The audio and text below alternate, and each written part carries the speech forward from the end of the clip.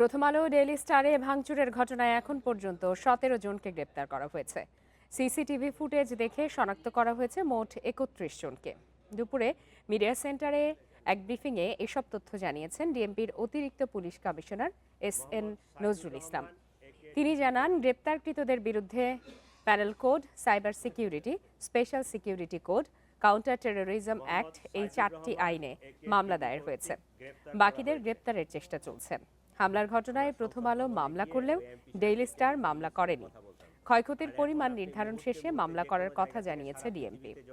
হামলা চলাকালে পুলিশ কেন শক্ত অবস্থান নেয়নি, সাংবাদিকদের এমন প্রশ্নের জবাবে SN নজরুল ইসলাম জানান, যে কোনো অপ্রীতিকর ও হতাহতের ঘটনা এড়াতেই শক্ত অবস্থানে যায়নি পুলিশ।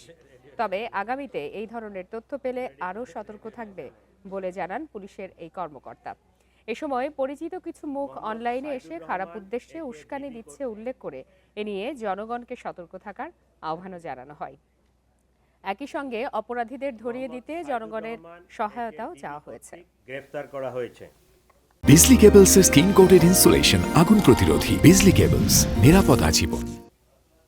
আমরা সংসদ ভবনে গিয়ে ওই এমপি সাহেবদের ভিডিও ফুটেজ দেখে তাদেরকে চিহ্নিত করার চেষ্টা করতেছি এবং অ্যারেস্টও করতেছি। আপনারা জানেন যে 17 জন আমাদের অ্যারেস্ট হয়েছে, আরও অ্যারেস্ট হবে, কারণ ওখানে অনেক লোকজন ছিল যারা সরাসরি এইটার সাথে জড়িত। একটা ঘটনার প্রতিবাদ বা আউটব্রাস্ট করা এটা একটা আলাদা জিনিস, কিন্তু এই ঘটনার আড়ালে আমি একটা অফিসে গিয়ে আগুন দিয়ে দিব, ভাঙচুর করব, ভ্যান্ডালিজম করব, এটা অনাকাঙ্ক্ষিত।